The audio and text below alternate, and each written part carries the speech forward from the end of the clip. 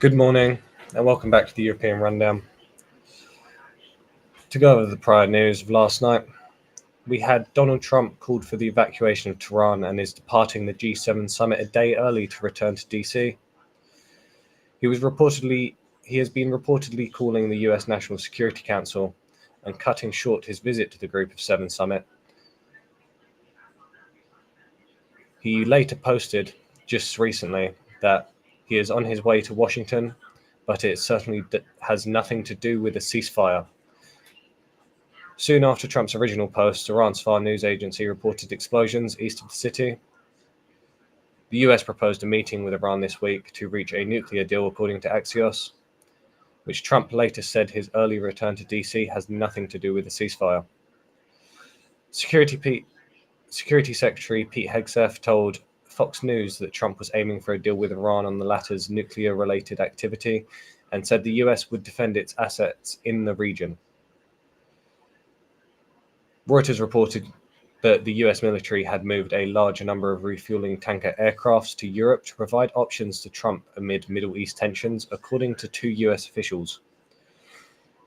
With a rundown of the G7, the group pushed for de-escalation in the Middle East and said Iran can never have a nuclear weapon.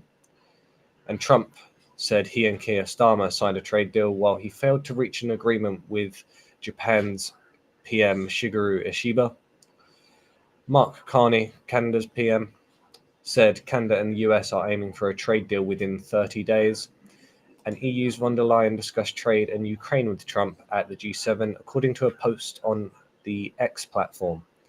Senate Republicans have released a revised Trump bill, which would expand some tax breaks and raise the debt ceiling by $5 trillion. It includes a $10,000 SALT cap as a placeholder while lawmakers debate this issue. The FT reported last night that Rachel Reeves is revising a decision to charge UK inheritance tax on the global assets of non-DOMs. And in Japan, the Bank of Japan plans to trim bond purchases by 200 billion yen, which is $1.34 billion per quarter from next fiscal year, signaling its preference to move cautiously in normalizing still easy monetary policy. The market's reaction to the BOJ's meeting outcome was muted, with the yen and bond yields glacial. As UBS analysts put it, it is a lot of mulling for not so much change. The US approved the sale of an estimated $2 billion worth of military hardware to Australia, which includes fighter jet parts. And in commodities, Saskatchewan may be able to more than double its oil production to 1 million barrels a day if the federal regulations were eased, according to the Premier Scott Moe.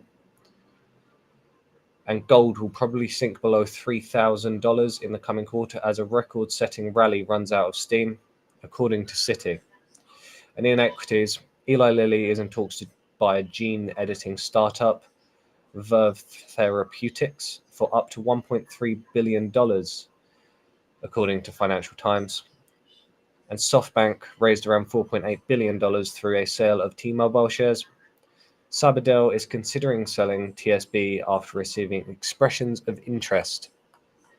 And coming today, we do have the Germany ZEW June survey, US May retail sales, industrial production for the US, and on the speakers front, we had ECB's Villeroy speaking and ECB's Centeno. We still do have the G7 Leaders Summit